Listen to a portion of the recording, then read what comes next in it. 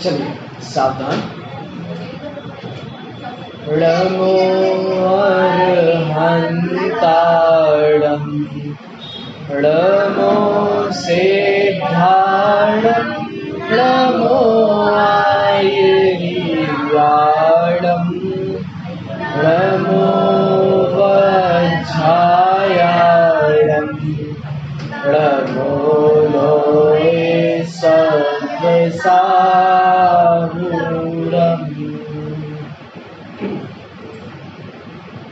उत्तम क्षमा मार्दव आर्जव भाव में सत्य शौच संयम तप त्याग उपाय में आकिंचन ब्रह्मचर्य धर्म दश सार में चहुगति दुख ते काढ़ी मुक्ति करतार है कर्म के परिणाम को नो कर्म के परिणाम को जो ना करे बस मात्र जाने प्राप्त हो सद्ज्ञान को।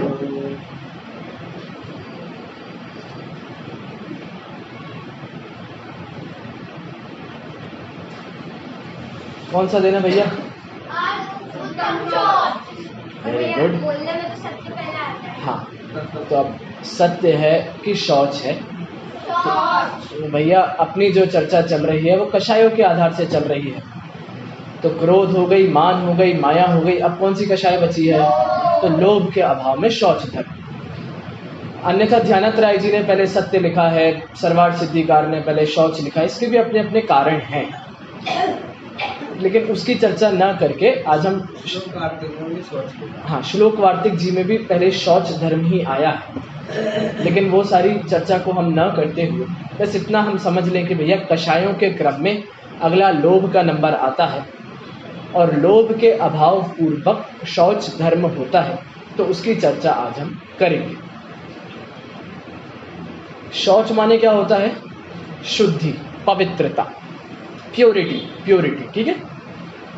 इसका विरुद्ध क्या होता है? अशुद्धि, अशुद्धता, अपवित्रता, और इसको अक्सर लोभ कषाय के साथ जोड़ा जाता है। अशुद्धि माने लोभ कषाय। तो मैं विचार कर रहा था भैया कि लोभ कषाय ने ऐसी क्या गलती करी है जो वो अशुद्ध है? बाकी की कषायें भी तो अशुद्धि थी। क्रोध क्या कर रहा था? आत्मा के क्षमा स्वभाव को भुला रहा था। मतलब क्रोध के कारण जीव अपने क्षमा स्वभाव को प्रकट नहीं कर पाता, तो वो भी तो आत्मा का बुरा कर रहा है। उसके बाद मान, तो वो मार्दव स्वभाव का घात कर रहा था, तो मार्दव भी बुरा है, मान भी बुरा है। ऐसे ही मायाचारी, वो भी आर्जव स्वभाव का घात कर रही थी, इसीलिए वो भी बुरी है, वो भी अशुद्ध है। लेकिन सिर्फ लोभ को ही अशुभ, अशुद्ध, अपवित्र क्यों कहा जाता है? क्या कारण है कि लोभ मात्र को अशुद्धता के कटघरे में खड़ा कर दिया गया कि भाई आप ही अशुद्ध हो? अच्छा, और विचार करो, कितनी कषाय होती हैं भैया? 4। और कितनी होती हैं? चलिए, और कितनी कषाय होती हैं भैया? आप लोग कोई मेरी मदद करें। 16। वेरी गुड, 16 और कषाय होती हैं। और कितनी कषाय होती हैं? वेरी गुड, 25 कषाय होती हैं। कौन सी होती हैं वो? 9 कषाय जो मुझे आपको बतानी है वो 9 कषाय हैं। हास्य, रति, अरति, शोक, भय, जुगुप्सा, स्त्री, पुरुष, नपुंसक, वेद। क्या ये आत्मा को अशुद्ध नहीं कर रही है? हास्य आत्मा का स्वभाव है कि विभाव है? बताइए भैया। हंसना अच्छी बात है कि बुरी बात है? पक्की बात है, ठीक है। अच्छा, सेहत के लिए अच्छा होता है, खून बढ़ता है भाई हंसने से। आप हंसते हो तो खून नहीं बढ़ता? हाँ, वाह, खून के साथ साथ पाप भी बढ़ता है। कषाय है ना, स्वभाव तो है नहीं, विभाव है, तो इसीलिए वो भी अशुद्धता के कारण है। फिर भी लोभ को ही क्यों अशुद्ध कहा गया? क्या कारण है? लोभ ही अशुद्ध है, बाकी और कोई अशुद्ध नहीं है। तो ऐसा नहीं। इसके कारण पे जब विचार कर रहे थे तो सिर्फ इतनी सी बात है कि लोभ माने क्या लेना है? लोभ माने लेना है लोभांत। क्या लेना है भैया? लोभांत। इसका क्या मतलब हुआ? लोभ जिसके अंत में हो। तो किसके अंत में होता है लोभ? क्रोध, मान, माया, लोभ। तो जब आप लोभ कह रहे होगे ना भैया, तो मतलब क्रोध को भी याद करो, मान को भी याद करो, माया को भी याद करो और फिर लोभ।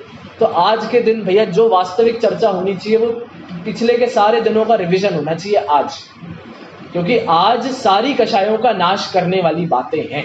आज वो सारी जिसके अंत में लोभ है, ऐसी सारी कषायों की चर्चा होनी चाहिए। लेकिन अब वो सारी बातें रिवीजन तो मैं आपके सामने, क्लासरूम में तो बैठे नहीं हो आप लोग कि मैं आपके सामने एक एक बात को पहले रिवाइज करवा दूं, हमने ये पढ़ा, अब ये पढ़ रहे हैं। ऐसा स्कूल थोड़ी ना चल रहा है ना। आप तो प्रवचन करने आए हो, आपको तो प्रवचन करने बुलाया है, आप तो बोलो, हमसे पूछो मत। चलो, तो रिवीजन आप सब अपना अपना स्पेसिफिकली करना अपने मन में इंडिविजुअली। अच्छा, कल का होमवर्क करके आए कि नहीं आए? क्या था होमवर्क? अरे भैया कल का होमवर्क क्या था? अब प्रश्न ही बता दो, उत्तर मत बताना। बच्चे ने, बच्चे बहुत समझदार हैं, बच्चे ने, बच्चों से तो मुझे डर के रहना पड़ता है। भैया प्रश्न बता दो, उत्तर बिल्कुल मत बताना। आंटी जी नहीं, ऐसा प्रश्न नहीं था, थोड़ा सा अच्छा प्रश्न था। हम पूजन क्यों करते हैं? चलो ये भी बढ़िया। होमवर्क तो सिर्फ इतना था, हमारा दोहरापन कैसा है, हम हमारे जीवन में दोहरी जिंदगी कैसे जीते हैं, इसके ऊपर विचार करना है। चलिए, उत्तर नहीं पूछ रहा, सिर्फ प्रश्न आपको याद दिला रहा था। आ गया टॉपर, इस क्लास का टॉपर आ गया। चलिए, तो मैं आपसे बात कर रहा हूँ लोभ के बारे में, और लोभ को अपन ने कटघरे में खड़ा कर दिया अशुद्धता के। लोभ ही अशुद्ध क्यों है? तो इसका एक कारण मैंने आपको दिया भैया, लोभांत मतलब सारी ही कषाएं अशुद्ध हैं, सिर्फ लोभ ही अशुद्ध नहीं है। लोभ जिसके अंत में है, ऐसी सारी कषाएं। दूसरा इसका मतलब होता है लोभांत का, लोभ किस गुण स्थान में जाता है? 10वें गुण स्थान, सबसे आखिरी तक लोभ बना रहता है, और 10वें में भी अंतिम में जाता है, वो आरंभ में नहीं जाता। तो सबसे अंतिम में जिसका नाश होता है, ऐसा लोभ। तो इसीलिए लोभ को अशुद्ध कहा जाता है। यही कारण है, इसके 3-4 कारण है, अभी तो पहले कारण की चर्चा करी। यही कारण है कि लोभ जीवन में अशुद्धता लाता है। लोभ माने क्या होता है बच्चों? लोभ लालच को कहते हैं। लोभ और चाहिए और चाहिए और चाहिए, इसको कहते हैं। और ये क्या कर रहा है हमारे जीवन में? अशुद्धि को बढ़ाता है, अपवित्रता लाता है।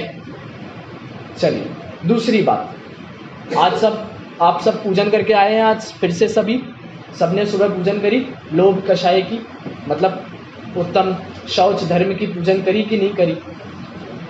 पहली पंक्ति क्या लिखा है? लोभ पाप को बाप बखानो। पढ़ी कि नहीं पढ़ी? अच्छा, आपने तो बाल बोध में पढ़ा होगा, लोभ पाप का बाप होता है। सुना है कि नहीं सुना कभी?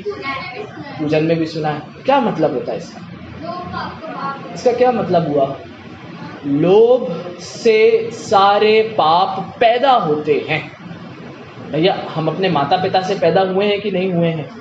तो हमें जन्म देने वाले हमारे माता पिता, पापों को जन्म देने वाले कौन है? लोभ। उसके पिता कौन है? लोभ है। सिंगल पेरेंट है, उसकी मम्मी ढूंढने मत जाना, लोभ की मम्मी नहीं मिलेगी आपको, सिंगल पेरेंट है, ठीक है? तो लोभ से पाप उत्पन्न होते हैं। अब विचार करिए कैसे उत्पन्न होते हैं। एक एक पाप पर आराम से बैठकर आप चर्चा करेंगे, अभी करेंगे, वही चर्चा करनी है आज तो हमको। इससे क्या सिद्ध करूंगा मैं आपको? मैं पहले ही बता देता हूँ, मेरा प्रतिज्ञा वाक्य मैं आपको पहले बता देता हूँ। इससे इसकी सिद्धि होने वाली है कि लोभ माने अशुद्धता, क्योंकि जब भी शौच धर्म की चर्चा चलती है तो लोभ कषाय की चर्चा चलती है। तो मैं विचार रहा था भैया क्यों अशुद्धि और लोभ का क्या संबंध है इन दोनों में? तो पहला कारण तो समझ में आया भैया, सारी ही कषाएं अशुद्ध हैं, इसलिए लोभ को भी अशुद्धि से जोड़ दिया। अब अगले कारण की चर्चा स्टार्ट हो रही है वो है लोभ पाप का बाप होता है। अब विचार करते हैं। आज दोपहर में आश्रम में चर्चा करी थी, बहुत मज़ा आया उस चर्चा में हम सबको। क्यों आया? क्योंकि वहाँ पर सिर्फ बच्चे ही बच्चे थे और मैंने चर्चा की ही नहीं। 15 मिनट बच्चों ने ही बोला। मैंने उनसे एक एक उदाहरण मैंने उन्हें दे दिया। फिर मैंने कहा कि आप लोग मुझे इस उदाहरण की तर्ज पर अपने जीवन के उदाहरण बताओ। इससे क्या हुआ? इससे सारे बच्चों ने दिमाग लगाया। सबने सोचा कि कैसे कैसे कैसे कैसे पाप हम अपने जीवन में करते हैं और सबके पीछे लोभ कारण है। इसके अलावा कोई कारण आपको नहीं मिलने वाला। देखिए, शुरू करते हैं। आप लोग भी बिल्कुल स्वतंत्र हैं, आप लोग भी बता सकते हैं आपको यदि ऐसा लगे तो। हाँ, आपसे तो मैं सबसे पूछूंगा। चलो, मतलब थोड़ा प्रवचन का रूप ना होके थोड़ा क्लास का रूप मुझे ज़्यादा पसंद है प्रवचन से ज़्यादा, इसीलिए जिससे आप लोग जागृत रहो। हाँ, आप लोग उत्तर देते रहोगे तो मुझे लगता रहेगा आप लोग जागृत हो। नहीं तो प्रवचन में तो बढ़िया 2-4 पीछे के सब, आप लोगों को नहीं कह रहा हूँ लेकिन फिर भी होता है ऐसा, सामान्य जन होता है। इतना उपयोग नहीं लग पाता ना, दिन भर के कार्यक्रमों से आप थक जाते होगे। अब 1 घंटे तो आप शांति से थोड़ा अपना जीवन व्यतीत करो। आनंद की जगह है तो मज़ा आना चाहिए थोड़ा आपको यहाँ, इसीलिए थोड़ा हंसी खेल। लेकिन हंसी खेल भी ऐसा नहीं है, हंसी खेल भी आपको धर्म से बनाए रखेगा, जोड़े रखेगा। आपके जीवन की बातें हैं सारी। चलिए, सबसे पहले हम विचार करते हैं हिंसा के बारे में। हिंसा के पीछे लोभ कैसे छुपा है? देखिए, मैं बताता हूँ। हम सबको रसना इंद्रिय का बहुत लोभ होता है, बहुत, मतलब जिसके कोई और छोर नहीं, इतना लोभ है रसना इंद्रिय, मात्र रसना इंद्रिय का सबसे प्रमुख होता है हमारे उसमें। खाना है, बच्चे हैं, बाहर खाना है, होटल जाना है, रेस्टोरेंट में खाना है, ठेले पे खाना है, नया खाना है, पुराना खाना है, बाजार में खाना है। अब रसना इंद्रिय है, मम्मी के घर का आज खाना नहीं खाना है, मम्मी से कहा भैया आज तो बाहर खाएंगे, ठीक है बाहर खाएंगे। बच्चा गया, बाजार गया। अब उसको बिल्कुल भी ये नहीं पता है वो भोजन कब का है, ताज़ा है कि पुराना है। उसको वो स्थान की मर्यादा नहीं पता, सही स्थान है गलत स्थान है, उसको वो ये नहीं पता भैया वो आटा गेहूँ कैसे होगा। भैया अपने यहाँ तो सबके घरों में चक्की है कि नहीं है? सबके घरों में चक्की है। ये आपको पता है, कुल मिलाकर बिल्कुल हैंडफुल लोग रह गए जिनके घरों में आज चक्की है, और ये सब हम ही लोगों में से मिलेंगे। और बाजार आज आपको बाहर किसी के घर में चक्की नहीं मिलेगी। क्यों? सबके घर में बढ़िया पिसा आटा आता है, कहाँ से आ रहा है, कैसा आ रहा है, धुला है कि नहीं है, जीव हो गए थे कि नहीं हो गए थे, सारी बातें हैं। तो भैया बाजार में खाना है तो उसका विचार नहीं है। मैं आप लोगों की दृष्टि से कह रहा हूँ, आप लोग तो नहीं खाते होंगे लेकिन फिर भी सामान्य दृष्टि से कह रहा हूँ। हाँ, ये भी नहीं पता कि मेन्यू कैसा है। Very good. उसको ये भी नहीं पता वेज है नॉन वेज है मिक्स है, बिल्कुल सारी बातें आप विचार करिए। रसना के लोभ के पीछे हिंसा कैसे हो रही है हमें नहीं पता है। वो हमें अच्छा समय का भी ख्याल नहीं रहता है, दिन में है कि रात में है कि मतलब आप समझ जाइए। तो स्थान का विवेक नहीं है, काल का विवेक नहीं है, द्रव्य जिसका प्रयोग किया जा रहा है उसका विवेक नहीं है, सारी बातें होती है। क्यों होती हैं? सब हिंसा का कारण है, सबसे हिंसा हो रही है। आपको तो ये भी पता होगा, आप तो सब मंडी जाते रहते हो तो आपको तो पता होगा भैया वो सड़े टमाटर गले टमाटर अलग रख दिए जाते हैं। क्यों रख दिए जाते हैं? वो शाम को आएंगे उसके मालिक, मतलब खरीदने वाले शाम को आएंगे, खरीद कर लेकर जाएंगे और उसका प्रयोग करेंगे, सारी बातें हैं, आप सब जानते हो। अब आप विचार करिए, वो रसना इंद्रिय के चक्कर में उसके लोभ में कितनी हिंसा हो रही है। मैंने तो आपको एक उदाहरण दिया। अब आप लोग सोचिए आपके जीवन में ऐसे कैसे कैसे लोभ होते हैं जिनके कारण हम हिंसा करने के लिए तैयार हो जाते हैं, हिंसा करते हैं। और ऐसा तो है नहीं हम में से कोई हिंसा नहीं करता होगा, सभी हिंसा करते हैं। किसी के अणुव्रत हैं क्या भैया? किसी के महाव्रत तो संभव ही नहीं है अभी, मतलब अभी इस सभा में संभव नहीं है। लेकिन फिर भी हिंसा हमारे होती ही होती है, बिल्कुल होती है, उसमें कोई घबराने वाली बात नहीं है या शर्माने वाली बात नहीं है, होती है, उसको एक्सेप्ट करने वाली बात है। आप विचार करिए, अब जैसे बच्चे हैं तो बच्चे भी लड़मड़ते हैं काय के लिए? चाहिए उन्हें कुछ ना कुछ चाहिए, अपने माता पिता से लड़ेंगे, अपने भाई बहनों से लड़ेंगे, क्योंकि उन्हें चाहिए, उसे लोभ है उस चीज़ का। ऐसे ही बड़े लोग लड़ते हैं, बड़े लोग काय के लिए लड़ते हैं भैया? उनकी लड़ाइयाँ अलग स्तर की होती हैं, उनकी खिलौनों पे लड़ाइयाँ नहीं होती, उनकी ज़मीनों पे लड़ाइयाँ होती हैं। ये वाला हमारा है, इतने प्लॉट्स हमारे हैं। आप लोग किस पे लड़ते हो? राशन पानी पे लड़ते होगे, पता नहीं किस पे लड़ते हो, लेकिन लड़ते तो होगे। अब वो अपना अपना विचार करना है भैया, मुझे तो नहीं पता, लेकिन अपना अपना विचार करना है। लड़ाई चलती रहती है। हिंसा के बाद मतलब हिंसा में मूल कारण लोभ है, मैं आपको बताना चाहता हूँ। क्यों? क्योंकि लोभ पाप का बाप था ना। लोभ से सारे पाप पैदा हो रहे हैं ना, तो पैदा करिए, मतलब आप समझिए कि कैसे पैदा होते हैं, कैसे वो लोभ धीरे धीरे सारे पापों को पनपाता जाता है। हिंसा हो गया, झूठ पर चलते हैं। विचार करिए भैया, झूठ कैसे लोभ के कारण बोला जाता है, बताओ। जैसे जब अपन ने किसी को मारा तो पुलिस आएगी और वो डायरेक्टली तो अरेस्ट नहीं करेगी, वो पहले पूछेगी आप भी ने मारा, तो फिर अपने लिए सच कौन बोले, तो वही बोलेगा कि नहीं मैंने मारा। बिल्कुल, अपने सुरक्षा के लोभ में व्यक्ति झूठ बोलता है। अपनी सुरक्षा के लोभ में, अपने परिवार की सुरक्षा के लोभ में बिल्कुल झूठ बोलता है, सारी चीजें होती हैं।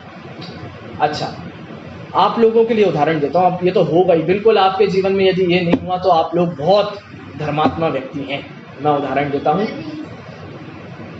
आप सब बाजार जाते हैं, आप सब शॉपिंग करने जाते हैं, आप सब खरीदारी करने जाते हैं, आप सब किराना लेने जाते हैं, सारा काम करते हैं।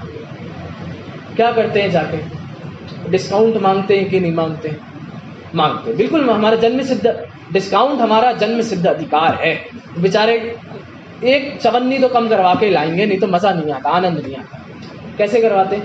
भैया बाजू वाली की दुकान पर तो 20% ऑफ दे रहा था, तुम 10% क्यों दे रहे हो? अच्छा, तुम 25 देने तैयार हो, ठीक है चलो, बाद में थोड़े हो सकता है आगे की एक आध दुकान पर और 26% डिस्काउंट मिले, तो अपन वहाँ बाजू वाला तो 25 दे रहा है, तुम कैसे 10 दे रहे हो? ले भाई तू 26 को। अच्छा 26 देने तैयार हो गए, एक और दुकान आगे चलते हैं, हो सकता है आगे कुछ और ज़्यादा। अपन क्या कर रहे हैं दुकानदार के साथ? उस छोटे से लोभ के चक्कर में अपन उससे झूठ, अब वो दे भी रहा हो कि नहीं भी दे रहा हो वो पता नहीं, हमने पूछा नहीं किसी से, बस ऐसा करते हैं कि नहीं करते? किसी भी दुकान पर पहली बार चढ़ेंगे तो भैया कपड़ा कितने का है? अच्छा ये शर्ट 400 रुपये की है। 400 की तो नहीं हो, पता नहीं मुझे 400 रुपये की नहीं, वो तो 350 की। कौन पूछा कभी आपने? बाजार में रेट पता करे, आपको भाव पता है, आपने किसी से कुछ नहीं, बस डिस्काउंट चाहिए इसी। बताओ होता है कि नहीं होता है?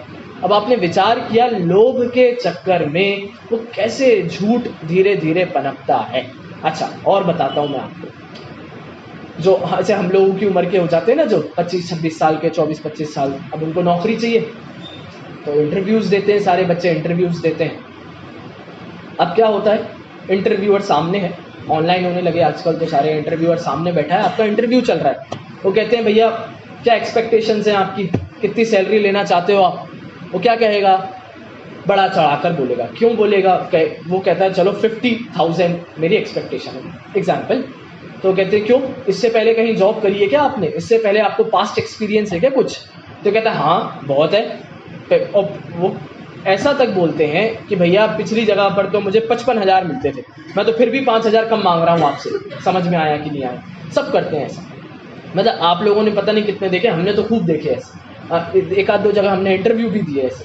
तो वो आपसे पूछते हैं और आप उनको क्या कहते हैं? बड़ा चढ़ाकर अपनी बातें रखते हैं। क्यों? क्योंकि आपको अधिक राशि का लोभ है कि नहीं? मतलब आप विचार करिए ऐसे कैसे एक एक पाप हमारे जीवन में लोभ के आधार से होता है। लोभ की परिणति उसमें मूल होती है, रूट्स में एकदम लोभ होता है हर एक पाप के।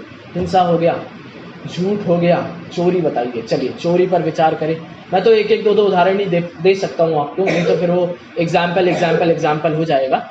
लेकिन आप लोग विचार, मैं तरीका बता रहा हूँ आपको, ऐसे विचार करो आप अपने जीवन में कितने कैसे कैसे पाप हम करते हैं जिसमें लोभ ही कारण है। चलिए चोरी के लिए, बच्चों के लिए सबसे अच्छा उदाहरण है ये। तो पेरेंट्स से कुछ चाहिए और पेरेंट्स ने लेने से मना कर दिया। बच्चे को कुछ भी चाहिए XYZ, और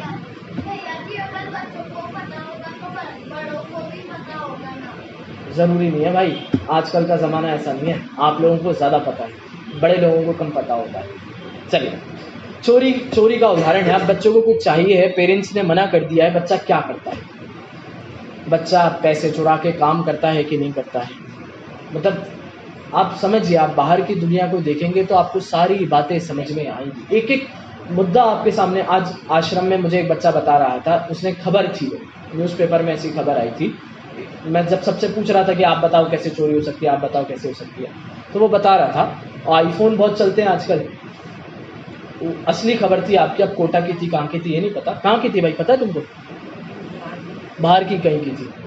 तो वो ये बताता है कि भैया पेरेंट्स से उसने आईफोन की डिमांड करी, बच्चे हैं अब उनको तो भैया 2-4 के पास है तो हमारे पास भी होना चाहिए, स्टेटस लेवल होता है एक हमारा। तो उसने पेरेंट्स ने मना कर दिया, वो तो महंगा आता है भैया, पेरेंट्स इतना अफोर्ड नहीं कर सकते थे, तो उन्होंने मना कर दिया। अब बच्चे ने क्या किया, पेरेंट्स का मर्डर कर दिया।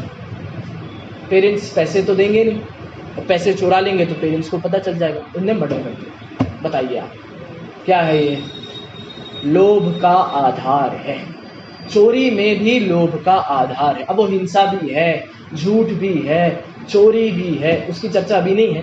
मतलब वैसे तो हिंसा में ही सारे पाप गर्भित हो जाते हैं, पुरुषार्थ सिद्धि उपाय का एक बहुत अच्छा श्लोक है जिसमें ये कहा है, लेकिन वो चर्चा अभी नहीं है। अभी तो आप सेपरेट पाप भी देखोगे ना, तो व्यक्ति अपने लोभ के कितना स्तर गिरा देता है, जिससे वो कैसे कैसे कार्य करता है। आप विचार करो, अब इतना स्तर तो हमारा नहीं गिरता ना, कभी जीवन भर गिर सकता है। हमारे इतनी कषाय नहीं है हमारे अंदर, हम और आप तो चाह कर भी सोच ही नहीं सकते ऐसे कार्य तो, लेकिन फिर भी जितनी जितनी कषाएं हमारे अंदर हैं, उस स्तर से अपना अपना लोभ तो हम पुष्ट करते रहते हैं। चलिए भैया, चोरी हो गई, हिंसा, झूठ, चोरी। अगला आता है कुशील। भैया लोभ के कारण कैसे कुशील होता है? देखिए उसमें कुशील कैसे हो गया? लड़कों की तरफ से कुशील होता है, किसी पर माँ के नजर से देखना, ठीक है, भाई बाप को नजर से देखना, तो उसने अपनी माँ को बुरी नजर से देखा। चलो, लेकिन वैसा कॉन्टेक्स्ट नहीं है। चलिए सुनिए, मैं बताता हूँ, बहुत सरल है। कुशील के लिए सबसे अच्छा उदाहरण है, भैया आप कंघी करके क्यों आते हो? आप मतलब सब लोग क्यों हम तैयार होकर आते हैं, क्यों हम अच्छे बिल्कुल टिप टॉप जेंटलमैन बनकर? कि 4 लोग देखेंगे, 4 लोग हमको अच्छे से देखेंगे तो अच्छा समझेंगे, अच्छे से बढ़िया धुले धुलाए कपड़े पहन के, प्रेस करके, आयन करके, सारी चीज़ें बेस्ट होनी चाहिए। क्यों? 2-4 लोग हम पर नज़र रखते हैं, लोग हमको देखते हैं, नोटिस करते हैं।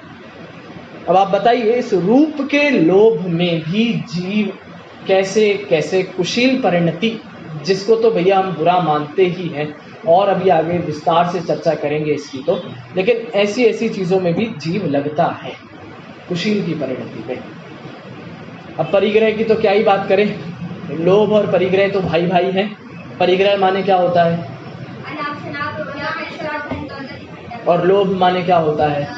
तो लालच के कारण अनाप शनाप ही तो कर रहे हैं हम अपने जीवन भर से। पेट का भरने का हिसाब था, पेट ही भरे जा रहे हैं, मतलब पेट ही नहीं, पेटी भरे जा रहे हैं, मतलब भरे जा रहे हैं। ये रहने को कितने घर चाहिए होते हैं? एक घर चाहिए होता है, लेकिन आजकल वो सब चलने लगा है बहुत। क्या इन्वेस्टमेंट के पर्पस से जरा 2-4 घर लेके रख लो। आपके कोटा में तो ऐसे ही माहौल रहता है, रहता बेचारे पति पत्नी इतने से कमरे में है, लेकिन घर कितना बड़ा है, 3 मंजिल का है। क्यों? रेंट पे चढ़ा दिया। वो बच्चे रहते हैं ना, बहुत सारे हॉस्टल लाइफ है, यहाँ तो बहुत अच्छी हॉस्टल लाइफ है, तो रेंट पे चढ़ा दिया, रह रहे हैं। क्या हो रहा है? इन्वेस्टमेंट है, हमारी इनकम जनरेशन होता है इससे, समझ में आने के लिए। तो परिग्रह में भी लोभ परिणति मूल है। कुल मिलाकर बात सिर्फ इतनी सी है, आप हिंसा की चर्चा करो, झूठ की चर्चा करो, चोरी, कुशील, परिग्रह, किसी भी पाप की चर्चा करो, आपको एक कारण दिखेगा, वो है लोभ। क्यों दिखेगा? क्योंकि पिताजी है ना, अब पिताजी से अलग उसके बच्चे तो हो नहीं सकते, तो इसीलिए सारी पापों में लोभ बाप इसीलिए कहा जाता है, क्योंकि वो उत्पन्न कर रहा है। अच्छा, अब मुझे ये बताइए आप, अब थोड़ा सा और आगे चलते हैं। ये सारे पापों की चर्चा हमने कर ली, अब मुझे ये बताइए, पाप किस तत्व के अंतर्गत आता है? 7 तत्व होते हैं ना भैया, 7 तत्व के नाम सुनाइए।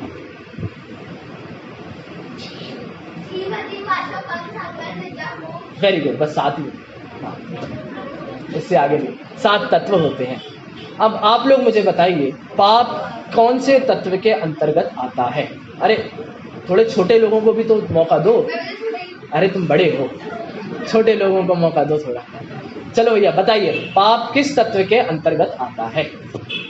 बताइए बताइए। हाँ, अरे तेज बोलिए आंटी जी, उसमें क्या है? हाँ, आश्रव तत्व है, बंध तत्व है। समझ में? ये तो आप सब जानते ही है ना भैया, पाप आश्रव होता है, जानते हो? यही उत्तर था ना आपका भी। इनको सही बता दिया करो, कंफर्म कर दिया करो, यही उत्तर है आश्रव। चलो बढ़िया। क्यों है आश्रव? क्योंकि राग द्वेष मोह उत्पन्न हो रहा है। सारी कषाएं राग द्वेष में विभाजित हैं। क्रोध मान द्वेष रूप है, माया लोभ राग रूप है। सारी कषाएं, सारे पाप राग द्वेष मोह के कारण ही होते हैं। और आत्मा में उत्पन्न होने वाले राग द्वेष मोह, अच्छा लगता है कुछ, कुछ बुरा लगता है, ममत्व परिणाम जीवन भर से बना हुआ है, ये मेरा है, ये मेरा है, यही तो मोह राग द्वेष है। समझ में आया? तो कुल मिलाकर आश्रव पाप रूप होते हैं। मतलब जो पाप है वे आश्रव हैं। और आश्रव को क्या कहा जाता है? आश्रव को अशुचि कहा जाता है, आश्रव को अशुद्ध कहा जाता है, आश्रव को क्या अपवित्र कहा जाता है। कहाँ कहा गया?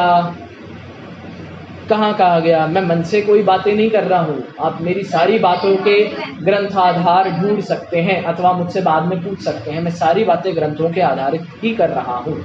यहाँ ग्रंथ कोई नहीं है, लेकिन सारी बातें ग्रंथ के आधार से हैं। समय सार जी की 72 नंबर की गाथा में लिखा है, आश्रव अशुचि होते हैं, अशुद्ध होते हैं। अब आश्रव माने क्या? राग द्वेष। राग द्वेष माने क्या? पाप। पाप किसका बाप था? मतलब पाप का बाप कौन था? लोभ। इसका मतलब है लोभ अशुचिमय है। समझ में आया? मैं क्या सिद्ध कर, क्या प्रतिज्ञा थी?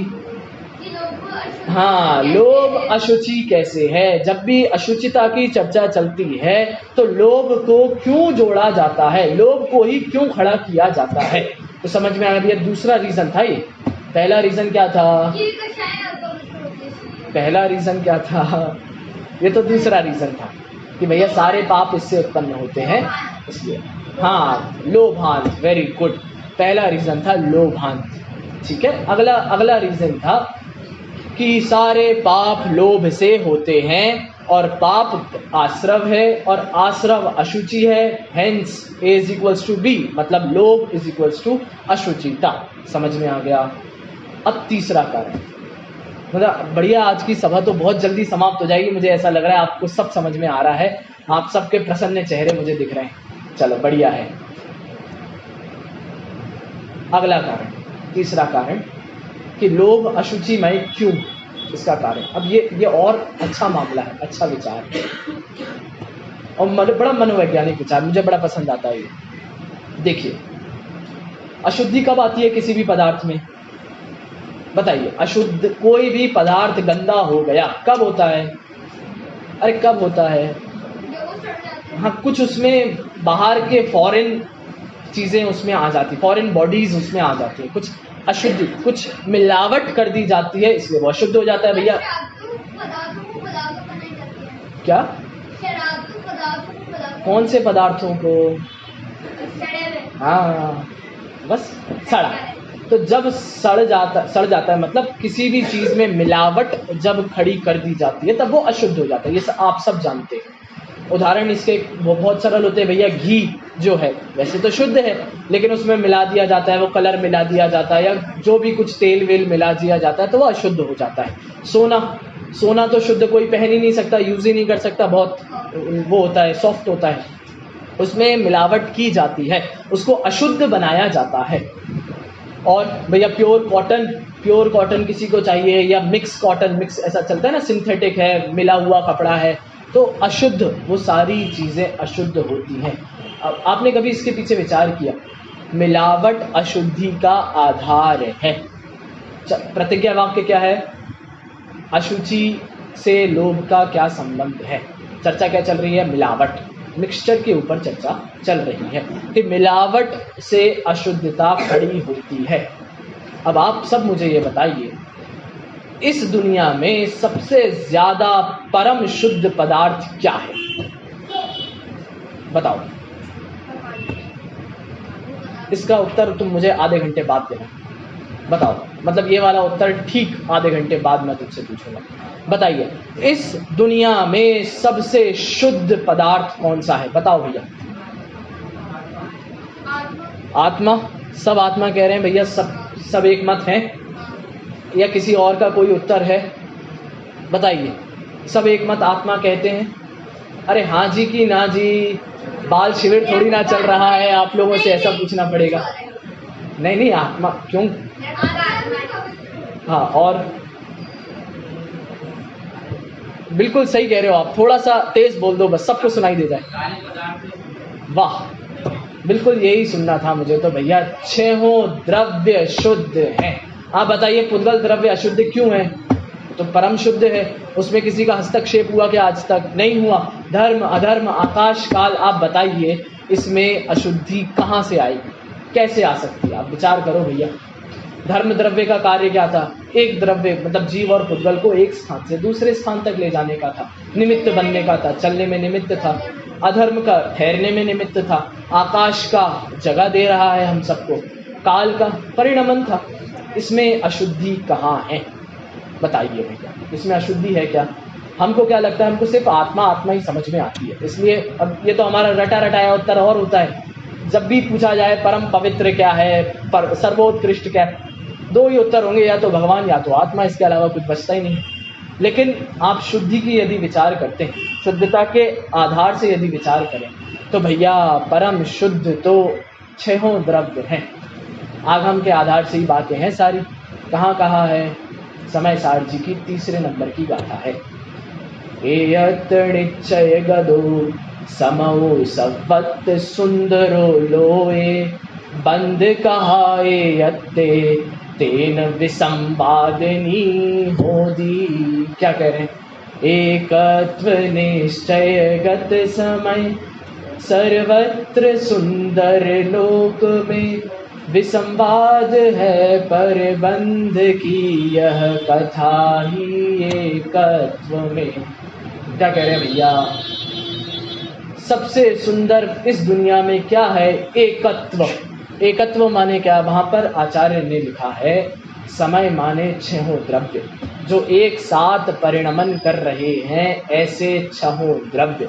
सभी द्रव्य की अपने अपने गुण हैं, अपनी अपनी पर्याय हैं, सभी पर्याय परिणमित हो रही हैं, सबसे ज्यादा शुद्ध है। लेकिन फिर लड़ाई झगड़ा कहाँ खड़ा हो रहा है? विसंवाद कहाँ खड़ा हो रहा है? बंध में हो रहा है ना। अगली पंक्ति, बंध कहा ये अत्ते, कि बंध की कथा एकत्व में होती है। एकत्व में होती है माने क्या? जो शुद्ध पदार्थ था उससे यदि अब आप बंध की चर्चा खड़ी करते हो, उसमें यदि आप बंध की कहानी खड़ी करते हो, तो वो लड़ाई की कहानी है, लड़ाई की जड़ है वो, उससे लड़ाई विसंवाद खड़ा होगा। इसका मतलब क्या है? आपको पता है भैया, 6 द्रव्य इस पृथ्वी पर मतलब इस विश्व में स्वतंत्र हैं। ये सब हम जानते हैं भैया, सारे द्रव्य स्वतंत्र हैं। सभी द्रव्य एक क्षेत्र अवगाह रूप रह रहे हैं। एक क्षेत्र अवगाह माने जानते हो आप लोग? एक माने क्या होता है? एक क्षेत्र माने क्या होता है? जगह। अवगाह माने क्या होता है? रहना। तो जो एक जगह पर रहते हैं उसे एक क्षेत्र अवगाह कहते हैं। ठीक है, सरल है, कठिन तो नहीं है इसमें कुछ। सारे द्रव्य एक क्षेत्र अवगाही हैं, मतलब प्रत्येक प्रदेश में सारे द्रव्य मौजूद हैं। समझ में आ रहा है? अब आप विचार करिए, मतलब हमें द्रव्यों से कितनी बड़ी सीख मिलती है हम और आपके जीवन में। हम सब भी तो एक ही जगह रह रहे हैं, मतलब एक ही स्थान पर रह रहे हैं, लेकिन हमारे आपस में कितने लड़ाई झगड़े होते हैं, कितना हम इधर का उधर करते हैं, कितना हम उनके मैटर्स में इंटरफियर करते हैं। लेकिन वो द्रव्यों को देखिए आप, इतने बढ़िया बढ़िया द्रव्य हैं, इतनी बढ़िया उनकी फंक्शनैलिटीज़ हैं, बिल्कुल डिस्टर्ब नहीं करते। इस क्षेत्र का द्रव्य मतलब सारे रहे एक ही क्षेत्र में रहे, लेकिन जीव पुद्गल को डिस्टर्ब नहीं करता, पुद्गल जीव को नहीं करता, आकाश धर्म को, धर्म अधर्म को, कोई किसी को डिस्टर्ब नहीं। ये द्रव्यों से सीखना चाहिए हमको। ये द्रव्यों से क्या सीखने मिलता है? ये सीखो भैया, एक क्षेत्र अवगाह रहते हुए भी कोई किसी में हस्तक्षेप नहीं करता है। और यदि कर ले तो, यदि पुद्गल जीव में हस्तक्षेप करे तो क्या आपत्ति है? धर्म अधर्म में हस्तक्षेप करे तो क्या आपत्ति है? आकाश जीव में करे या आकाश काल में करे तो क्या आपत्ति है? उसी गाथा की टीका में आचार्य देव ने एक शब्द लिखा है। क्या लिखा है? संकर दोष उत्पन्न होगा, सर्व संकर दोष उत्पन्न होगा। ये कोई बड़ा भारी शब्द नहीं है, बहुत सरल। देखिए, संकर माने क्या होता है? शंकर नहीं, संकर, सड़क वाला। हाँ, संकर मतलब होता है मिल जाना। संकर मतलब क्या होता है? मिल जाना, मिक्सचर बन जाना। यदि एक द्रव्य ने दूसरे द्रव्य की क्षेत्र को उल्लंघन किया, अपने क्षेत्र का उल्लंघन करके दूसरे द्रव्य के क्षेत्र में गया, हाँ, एक द्रव्य ने दूसरे द्रव्य के कार्य में हस्तक्षेप किया तो दोनों द्रव्य मिल जाएंगे, संकर दोष उत्पन्न हो जाएगा। और संकर दोष उत्पन्न हो गया तो क्या होगा? जिस विश्व में हम और आप बैठे हैं वो विश्व विश्व नहीं रहेगा। हाँ, बच्चे पूछते भैया दुनिया कब खत्म होने वाली है? उनको बता देना है दुनिया तब खत्म होगी जब आप एक द्रव्य को दूसरे द्रव्य में मिला देंगे। और वो कब होने वाला है? वो कभी नहीं होने वाला है। ये इसकी चर्चा अब हम कल करेंगे। ये सत्य है, ये सत्य। वेरी गुड, तो ये सत्य है। हाँ, ये यूनिवर्सल ट्रुथ है ना। इस ट्रुथ की चर्चा कल करेंगे, कल का दिन है हमारे लिए सत्य की चर्चा करने के लिए। लेकिन आप विचार करिए कि जितनी भी लड़ाई झगड़े की जड़ है वो सब मिक्सचर से खड़ी होती है, वो सब बंध से खड़ी होती है, वो सब मिलाने जुलाने से खड़ी होती है। लेकिन एकत्व यदि आप अकेले हो, अब यदि की क्या बात है, आप हो ही अकेले, है ना, तो उस अकेलेपन से इस दुनिया में कोई भी विसंवाद हो ही नहीं सकता। आप विचार करके देखिए, कोई व्यक्ति यदि अपने जीवन भर अकेला रहता है, अकेला, बिल्कुल अकेला घूम रहा है, अकेला रहता है, अकेला उठता है, अकेला भोजन बनाता है, अकेला भोजन करता है, कौन लड़ने जाता है उससे? कौन लड़ाई करता है उससे? मुनिराजों को देखिए आप, हमारे, उनका पूरा जीवन एकांत में जाता है। बताइए उनसे किसको लड़ाई झगड़ा होता है? कौन उनसे अपने द्वेष करता? कोई नहीं करता, किसी को मतलब ही नहीं है। अकेला आदमी है, क्या ही हमारा बिगाड़ ले, ऐसा समझते ना, अब अकेला है क्या कर लेगा, कितना ही बिगाड़ कर लेगा, कुछ नहीं। अब इसीलिए ये बहुत बड़ा मनोविज्ञान है।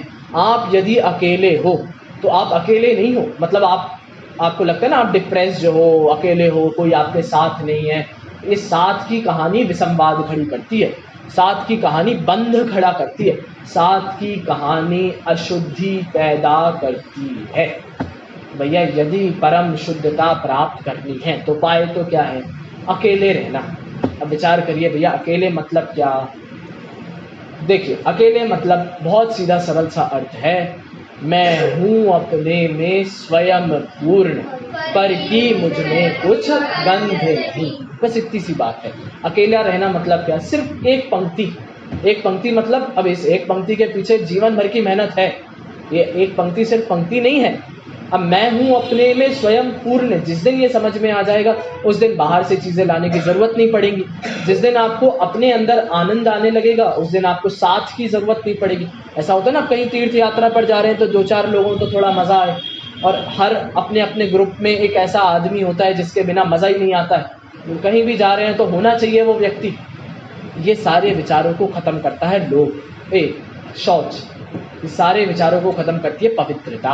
अकेले रहने से पवित्रता आती है, साथ में रहने से। साथ मतलब, अभी मैं आपको और बताता हूँ, साथ रहना मतलब क्या होता है। देखिए, जीव द्रव्य है ना, जीव द्रव्य, 6 द्रव्यों में से ज्ञान किसके पास है? पक्का? और किसी के पास तो नहीं है ना? बस यही गलती है। क्या कह रहा हूँ? 6 द्रव्यों में से सिर्फ जीव के पास ज्ञान था ना, वो यही गलती है। क्या गलती है? वो अपन अपनी 1.5 अकल लगाते हैं। फिर पुद्गल के पास तो ज्ञान है नहीं, तो बेचारा क्या ही करेगा वो? धर्म आकाश काल के पास तो खुद की चेतना नहीं है, ज्ञान नहीं है, क्या करेगा? ज्ञान तो किसके पास था भैया? जीव के पास था। अब उस ज्ञान मतलब, हाँ वो है, छायोपशमिक ज्ञान जो है होता है, उससे हम अपनी 1.5 अकल लगाते हैं। कैसी 1.5 अकल लगाते हैं? आप विचार करके देखो, हम और आपके जीवन में हम जानबूझकर परद्रव्यों का संयोग चाहते हैं कि नहीं चाहते हैं? जानबूझकर हम परद्रव्यों को अपने जीवन से मिलाते हैं कि नहीं मिलाते हैं? जानबूझकर अपनी खुद की मिलावट आप करते हो कि नहीं करते हो? अब विचार करो, सुबह से उठकर रात तक सारी क्रियाएं, शेड्यूल होता है ना हमारा, रूटीन, टाइम टेबल। तो सुबह उठकर क्या होता है? सबसे पहले ब्रश करते हैं, दांतों को साफ करते हैं, उसके बाद क्या करते हैं? नहाते हैं, उसके बाद रेडी होते हैं, कपड़े अपने पहनते हैं, स्कूल जाते हैं। स्कूल से घर आके क्या करते हो भैया आप लोग? खाना खाते हो, फिर थोड़ी देर सोते हो, फिर होमवर्क करते हो, फिर खेलते हो, पढ़ाई करते हो, XYZ, रात में सो जाते हो। सारे काम क्या हो रहे हैं? सारे काम सुबह से लेकर रात तक पुद्गल के आधार से होते हैं, पर पदार्थों के आधार। ब्रश, पेस्ट से दांतों को साफ करना, दांत, सब पर पदार्थ है सारी। आप विचार करो, दिन भर में ऐसा एक समय आप खुद ही विचार करना कौन सा होता है जिसमें हम अपने आप को मिलावट से अलग देखते हैं। करते हो कि नहीं करते हो? आपको समझ में आता है कि नहीं आता है? आप शरीर से भिन्न हो ऐसा लगता है कि नहीं लगता है? क्या भैया?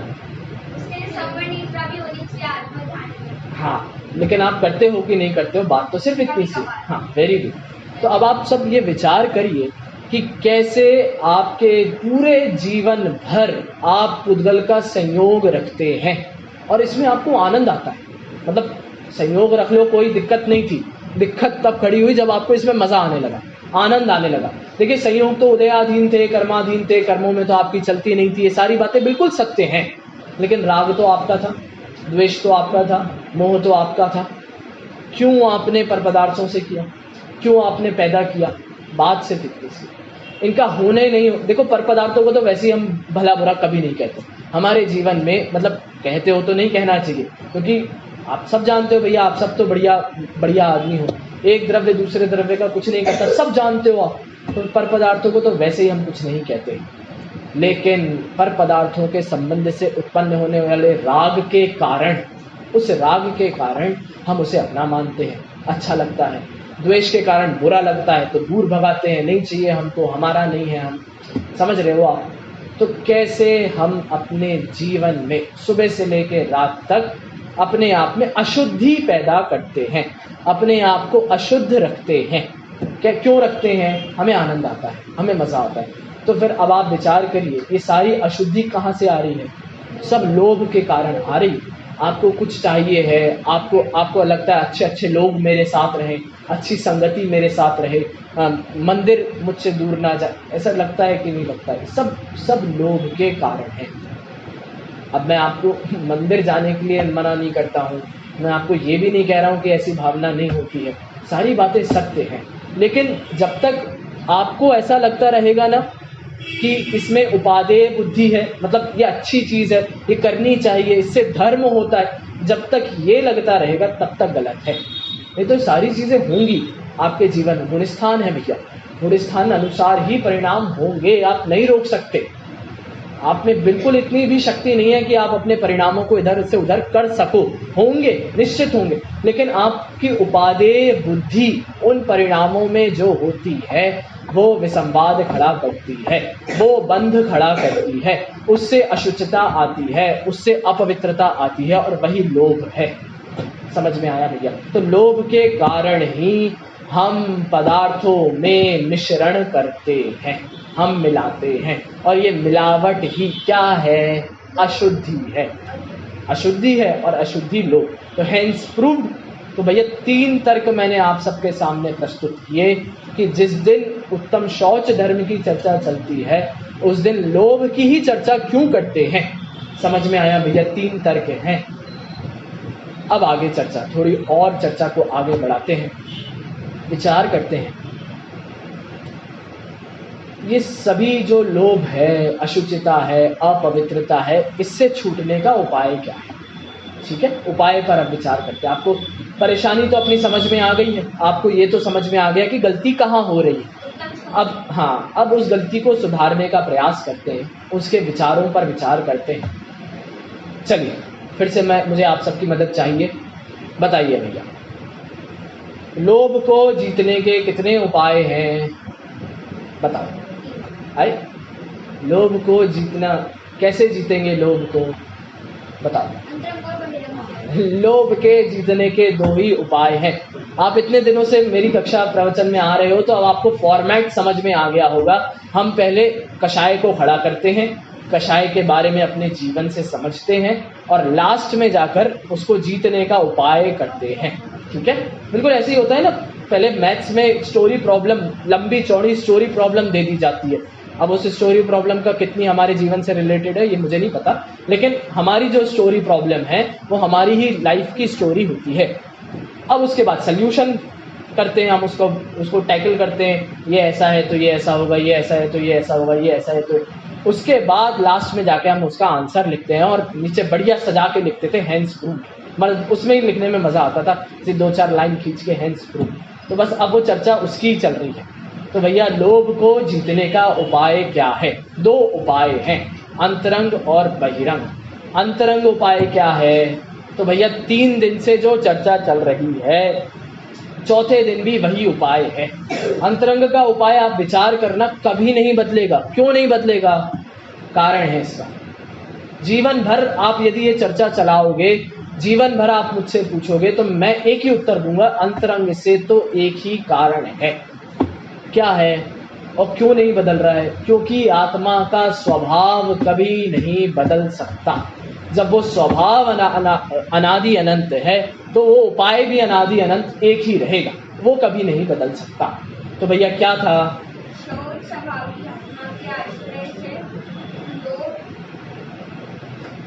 लोभ प्रकट, लोभ कषाय प्रकट नहीं होती, प्रकट नहीं होती, हाँ पैदा नहीं होती। यही उत्तम शौच है। अरे यही उत्तम शौच है। चलिए बढ़िया, बिल्कुल सही बताया बच्चे ने।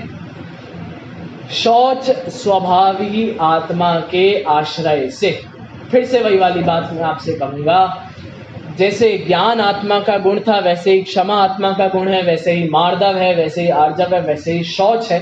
अब कल की जितनी भी चर्चा चलेगी और आगे आने वाले दिनों की जितनी भी चर्चा चलेगी, वैसे ही वे सारे सारे सारे सारे कर्म आत्मा के ज्ञान के स्वभाव, कर्म कह रहा हूँ सॉरी, सारे के सारे धर्म आत्मा के ही स्वभाव हैं। ऐसे ही शौच भी आत्मा का स्वभाव है। और इस स्वभाव के आश्रय से जिस दिन लोभ खड़ा नहीं होगा, जिस दिन ये लालच हमारे जीवन से चला जाएगा, उस दिन आप सभी उत्तम शौच के पात्र बन जाएंगे। आप सभी में उत्तम शौच धर्म की प्राप्ति होगी। अंतरंग कारण, लेकिन आज थोड़ा सा ट्विस्ट है। आज के अंतरंग कारण में थोड़ा सा ट्विस्ट है। एक तो हो गया, आज के 2 अंतरंग कारण हैं। एक तो हो गया, एक और है आज का अंतरंग कारण। क्या है वो? नहीं, अंतरंग कारण एक और है। अभी तक तो एक ही चल रहा था, आज 2 अंतरंग कारण है। वो है आज का मंगलाचरण, जो मैंने आज प्रवचन प्रारंभ करने के पूर्व मंगलाचरण किया था, वो दूसरा कारण है, इसलिए मैंने उसका मंगलाचरण किया था। क्या था?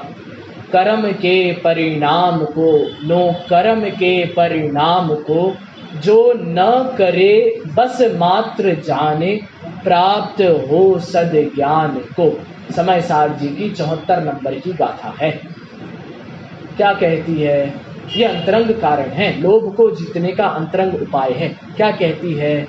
भैया ये जो कर्मोदय के अनुसार परिस्थितियां बन रही है ना, कर्म के जो परिणाम होते हैं ना, जो उदय होता है और उन उदय के संबंध में हमारे जो परिणाम होते हैं वो, और नो कर्म के आधार से जो परिणाम होते हैं, उनके उदय में जो अवस्थाएं बनती हैं, जो न करे, जो इनको नहीं करता है, अब करते तो आप हैं नहीं, लेकिन जो ऐसा मानता है कि मैं इनका कुछ कर नहीं सकता हूँ, बस मात्र जाने, जो अपने आप को जानने लायक समझता है, मतलब जाननहार समझता है, जो कुछ करता नहीं है, वो कौन है? वह ज्ञानी जीव है। प्राप्त हो सद ज्ञान को, वह सम्यक दृष्टि, सम्यक ज्ञानी जीव है।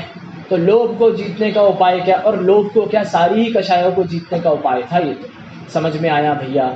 सारी ही कषायों को जीतने का उपाय बस मात्र इतना है कि जो उदयाधीन अवस्थाएं हैं उनमें आप कुछ नहीं कर सकते हैं। किसी को कुछ गुंजाइश लगती है करने की तो भैया करके देख लेना, तो किसी से पूछना नहीं, कहीं पढ़ना मत, करके देख लेना कि आप कुछ कर सकते हो कि नहीं कर सकते हो। 1-2 दिन आपकी चल जाए तो चल जाए, लेकिन उसके बाद आपकी नहीं चलने वाली है। तो जो ऐसी अवस्थाओं में कुछ कर नहीं सकता है, फिर क्या करता है भैया? कल हमने पढ़ा था ना भैया, रियल आइडेंटिटी क्या थी अपनी? हाँ, पूरा क्या था? शुद्धात्म है मेरा, मात्र जानना। करना क्या है भैया, वो रियल आइडेंटिटी को वापस लेकर आओ। सिर्फ जानना जानना जानना, जिसके जीवन में है उसके जीवन में लोभ नहीं है। अच्छा, बहुत सरल है ये भी। आपके सामने 50 पदार्थ, 50 आइटम मैं आपको रख दूं और आपको इनमें से एक भी नहीं चाहिए। अब आप बताइए कितना ध्यान देंगे आप उन पर? कुछ नहीं ध्यान देंगे। ठीक है, पढ़े क्योंकि मुझे ज़रूरत नहीं है इनकी। तो अब आप विचार करिए, जब आपको इनकी ज़रूरत नहीं है, जब आप सिर्फ इनको जान रहे हैं, तो आपको इनके प्रति राग द्वेष भी खड़ा नहीं होगा। आपको ये इष्ट अनिष्ट भी नहीं लगेंगे, अच्छे बुरे भी नहीं लगेंगे। सीधी सी बात है। और यदि आपको इनकी आवश्यकता होगी तो फिर आपको 50 प्रश्न अपने, मतलब ये ले लूँ कि ये ले लूँ, ऐसा ले लूँ कि वैसा ले लूँ, ऐसे साइज़ का ले लूँ कि वैसे साइज़ का ले लूँ, ये कलर का लूँ कि वो कलर, 50 चीज़ें खड़ी होंगी। फिर कब? जब आपको आवश्यकता महसूस होगी। लेकिन भैया मैं हूँ अपने में स्वयं पूर्ण। जब मैं पूरा ही हूँ तो फिर आवश्यकता की बात ही नहीं होगी। तो भैया 2 कारण हो गए आज, अंतरंग हेतु 2 हो गए। अब थोड़ी सी चर्चा करते हैं बहिरंग कारण की। बाहर क्या ऐसा कारण हो सकता है जिससे हम लोभ कषाय को जीत सकें? कल के लिए क्या कारण था? आर्जव के लिए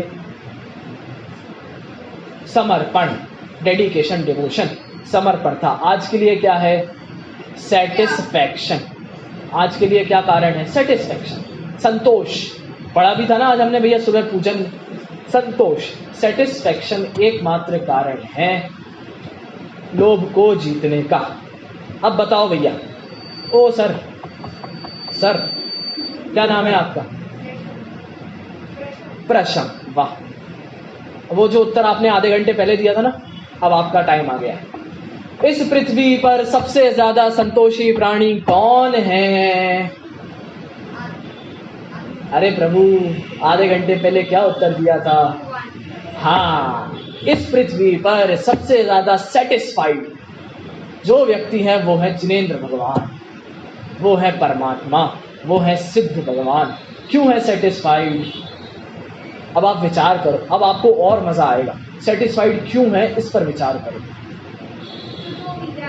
वेरी गुड, वीतरागी हो गए, उनके राग द्वेष ही नहीं बचा है। इसको थोड़ा सा घुमाकर यदि मैं आप सबके सामने रखूं तो आचार्य समंत भद्र क्या कहते हैं? देवागम स्तोत्र है आत्मीमांसा, उन्होंने उसमें लिखा है, सबसे पहली ही कारिका है, देवागमन भूयान चामरादि विभूतयः माया विश्वपि दृश्यन्ते नो न त्वस्त्वमसि नो महान। क्या कहते हैं भैया? आपके समव शरण में 100 इंद्र आते हैं। आप महान है ना? आप क्यों महान हैं? आप इसलिए महान नहीं हैं क्योंकि आपके समव शरण लगता है। आप इसलिए महान नहीं हैं क्योंकि आपके समव शरण में 100 इंद्र आते हैं। हाँ, बस यही बताऊंगा बेटा 10 दिन। हाँ, इसलिए, इसके अलावा कुछ है ही नहीं ना, बात सिर्फ इतनी ही है, सच्ची बता रहा हूं मैं।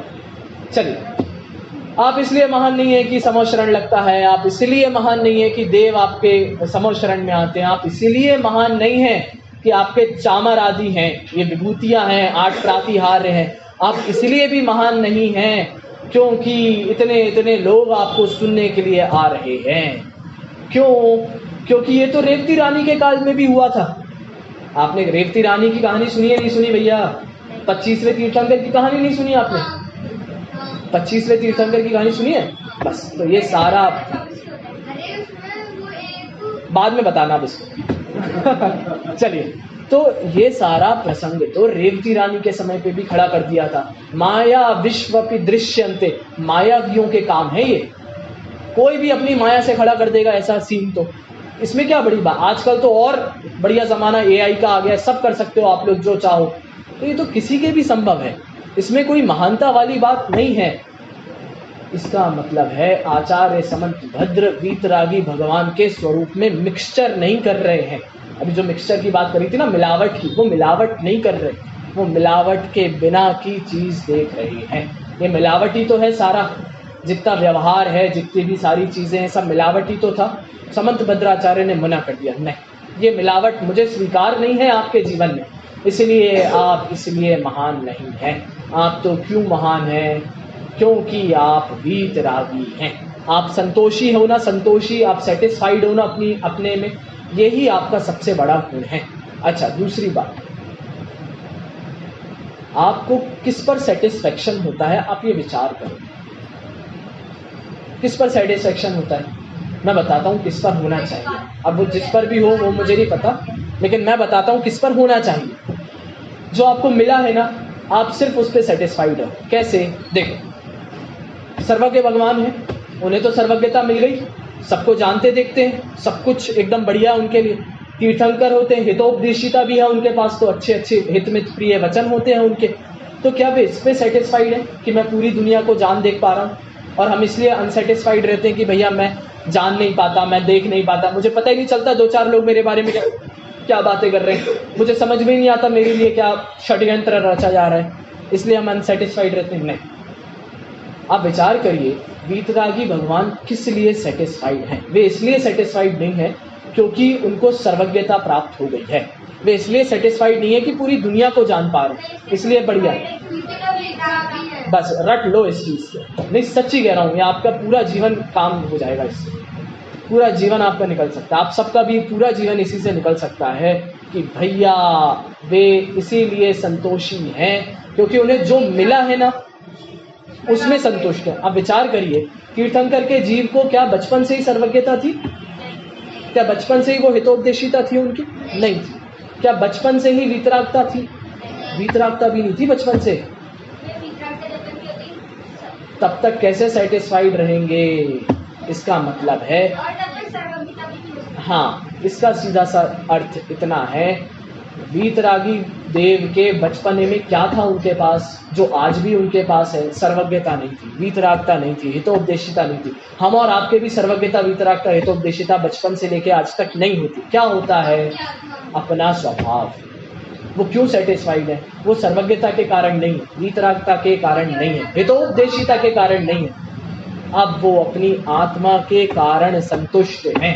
अपने, वो वही वाली बात है भैया, मैं हूं अपने में स्वयं पूर्ण, इसके कारण वो संतुष्ट हैं। समझ में आया? तो भैया बहिरंग हेतु है सेटिस्फैक्शन। जितना सेटिस्फाइड आप अपनी लाइफ में, जो प्राप्त है वो पर्याप्त है। तो क्या प्राप्त है? ये संयोगों की बात नहीं है। आप लोग नहीं तो फिर से ये विचार करने लगो, भैया क्या करें, एक घर मिला है, छोटा सा घर है, संतुष्ट है, ठीक है भैया, इतना सा जीवन है, दो चार कपड़े मिले, उसकी बात मैं फिर नहीं कर रहा हूँ। मैं उसकी बात कर रहा हूँ जो बचपन से आप लेकर आए और अनादिकाल से लेकर आए थे और अनंत काल तक लेकर जाओगे, वो आपके लिए पर्याप्त है, प्राप्त है। उसी में आपको अपनी पर्याप्ति ढूंढनी पड़ेगी, मतलब आप उसमें ही अपने आप को संतुष्ट करना पड़ेगा। एक दूसरा छोटा सा कारण है, बस 2 मिनट की चर्चा और है। एक दूसरा छोटा सा कारण और है। पहला तो हो गया, मतलब अंतरंग के भी आज 2 कारण थे, बहिरंग के भी 2 कारण हैं। एक तो सेटिस्फैक्शन हो गया, दूसरा कारण है सॉलिटरीनेस। क्या होता है सॉलिटरीनेस? अकेलापन, एकांत। समझ में आ गया? तो अब ये शब्द ही अपने आप में पूरा है भैया। सॉलिटरीनेस मतलब होता है अकेलापन, एकांत। तो वो प्रत्येक द्रव्य चूंकि एकत्व में रहता है, इसीलिए वह अपवित्र नहीं होता है। तो वो अपवित्रता से बचने के लिए क्या करना पड़ेगा? एकांत करना पड़ेगा। एकांत माने क्या? छोड़ के चले जाएं सब कुछ सबको, भैया कोई मेरे कमरे में कल से नहीं आएगा, ऐसा मत कर लेना आप लोग, मम्मी पापा नो एंट्री, बाहर लिख देना, नहीं तो ऐसा नहीं। एकांत माने होता है भैया जो एक आपको मिला है ना, और एक क्या है, वो सारी बातें देखो इंटरलिंक्ड हैं, सारी बातें कनेक्टेड हैं। जितनी बात करो वो सारी बातें घुमा फिरा के सब एक जगह आती है। जो ज्ञान आपको मिला है, जो आत्मा आपकी है, वो है एक, और उसके साथ अपना समय व्यतीत करना, वही है एकांत, वही है सामायिक, वही है उपवास, वही है सारे व्रत, वही है सारे नियम। समझ में आया भैया? तो कुल मिलाकर लोभ को जीतने का उपाय एकांत है। और इसी भावना से कि आप सब अपने एकांत की प्राप्ति शीघ्र करें, मैं विराम देता हूँ।